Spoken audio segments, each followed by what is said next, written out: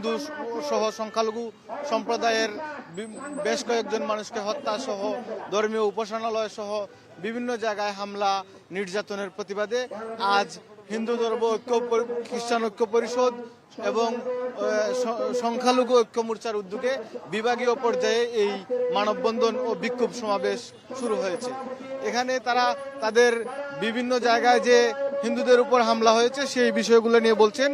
এর মধ্যে রয়েছে গত 18 ডিসেম্বর রাত 9টায় কথিত ধর্ম অবমাননার অজুহাতে ময়মনসিংহের ভালুকায় গার্মেন্টস শ্রমিক দীপুচন্দ্র দাসকে পিটিয়ে অর্ধমৃত করে গাছের সাথে ঝুলিয়ে আগুনে পুড়িয়ে হত্যা, এবং 6 ডিসেম্বর রাতে তারাগঞ্জের বীর মুক্তিযোদ্ধা ও প্রধান শিক্ষক যোগেশ চন্দ্র রায় ও তার স্ত্রী সুবর্ণা রায়, 5 ডিসেম্বর ফরিদপুরের সালফায় মৎস্য ব্যবসায়ী উৎপল সরকার ও 2 ডিসেম্বর নরসিংদীর রায়পুরার স্বর্ণ ব্যবসায়ী প্রাণত্রুষ কর্মকারকে নির্মমভাবে হত্যা সহ চলতি বছর সারা দেশব্যাপী 117 বেশি হত্যা ও দর্শন, ধর্মীয় উপাসনালয়ে হামলা, কথিত ধর্ম অবমাননার দায়ে গ্রেপ্তার ও আদিবাসীদের উপর হামলা সহ সংখ্যালঘুর উপর সংগঠিত প্রায় সহস্রাধিক সাম্প্রদায়িক সহিংসতার প্রতিবাদে সারা দেশে মানববন্ধন ও বিক্ষোভ সমাবেশ হচ্ছে।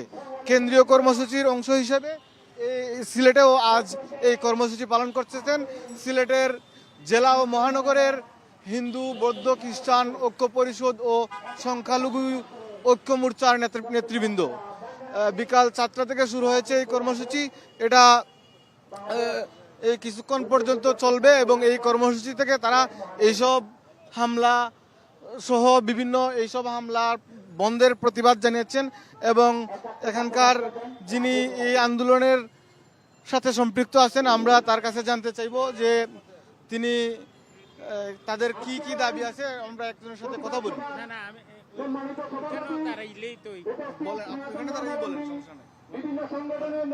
ব্যানারটা আসলে হ্যাঁ প্রশ্ন।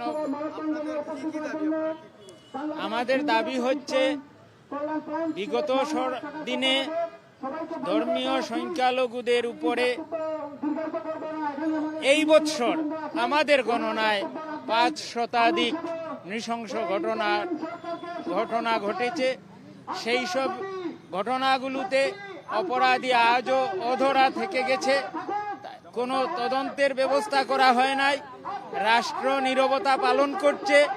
2024-এর 5 আগস্টের পরে হিন্দু বৌদ্ধ খ্রিস্টান ধর্মাবলম্বীদের ধর্মীয় উপাসনালয়, ব্যবসা প্রতিষ্ঠান, বাড়িঘর ইত্যাদিতে লুণ্ঠন ধ্বংস করা প্রায় 3500 এই রকমের ঘটনা ঘটেছে।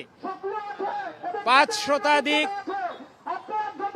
ধর্মীয় সংখ্যালঘু সম্প্রদায়ের লোক নিহত হয়েছে। ঠিক আছে, ধন্যবাদ আপনাকে। আমরা আরেকজনের সাথে কথা বলবো। একজন আইনজীবী আছেন, অ্যাডভোকেট দেবব্রত চৌধুরী লিটন, ওনার সাথে আমরা বলবো। আচ্ছা অ্যাডভোকেট লিটন, আপনি বলেন আপনাদের আজকের কর্মসূচি কি নিয়ে এবং কি আপনাদের দাবি? আসলে সারা বাংলাদেশে একের পর এক ঘটনা ঘটে যাচ্ছে এবং সেই ঘটনাগুলা ধারাবাহিকভাবে বাংলাদেশের সংখ্যালঘু জাতিগত সংখ্যালঘু সম্প্রদায় যারা আছে তাদের উপরে একের পর এক ন্যাক্কারজনক ঘটনা ঘটে যাচ্ছে। সেদিন যেটা ঘটেছে ময়মনসিংহের ভালুকায়, সেই ঘটনাটা পৃথিবীর মানবতার ইতিহাসে একটা কঠিনতম ঘটনা, যেখানে জীবন্ত মানুষকে পুড়িয়ে হত্যা করা হয়েছে এবং হত্যা করার মাধ্যমে মানে বাংলাদেশে ধর্মীয় সংখ্যালঘু সম্প্রদায়ের মধ্যে একটা অস্বস্তির মধ্যে ফেলে দিয়েছে এবং আমরা প্রচণ্ড নিরাপত্তাহীনতায় ভুগছি। এই মুহূর্তে কখন কি হয় বলা যায় না। এমন পরিস্থিতিতে আমরা মনে করি এই বাংলাদেশ আমাদের সকল শ্রেণী পেশার মানুষের বসবাসের জায়গা।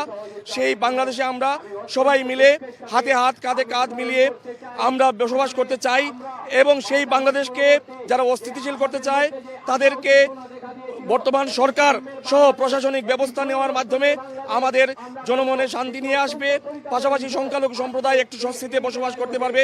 সেই স্বস্তির জায়গাটুকু আমরা খুঁজছি এবং সেই স্বস্তি যদি নিশ্চিত হয় আমরা সুখে শান্তিতে বসবাস করতে পারবো। তারা জানাচ্ছিলেন নিজেদের অস্বস্তি এবং শঙ্কার বিষয়গুলো, এবং আজকের এই কর্মসূচি থেকেও তারা তাদের নিজেদের নিরাপত্তা সহ দেশের প্রত্যেক সব ধরনের মানুষের নিরাপত্তা নিশ্চিত করার জন্য সরকার সহ সংশ্লিষ্টদের কাছে দাবি জানাচ্ছেন। একই সাথে এই গত 12 ডিসেম্বর ইনকিলাব মঞ্চের উসমান হাদি এবং আজকেও রংপুরের একজন এনসিপির নেতাকে গুলিবিদ্ধ করা হয়েছে। এইসব বিষয় নিয়ে দেশের সংখ্যালঘু সম্প্রদায় সহ সর্বস্তরের মানুষের মধ্যে এক ধরনের আশঙ্কা কাজ করতেছে এবং নিরাপত্তাহীনতার মধ্যে অনেকেই আছেন, নিরাপত্তা নিয়ে শঙ্কায় আছেন। তাদের সবারই দাবি হচ্ছে যে সরকার যেন দেশের নির্বাচনকে সামনে রেখে সার্বিক আইন শৃঙ্খলা পরিস্থিতি নিয়ন্ত্রণ করে এবং মানুষের নিরাপত্তা নিশ্চিত করে মানুষ যেন নির্বিঘ্নে চলাফেরা করতে পারে, বসবাস করতে পারে। এই ছিল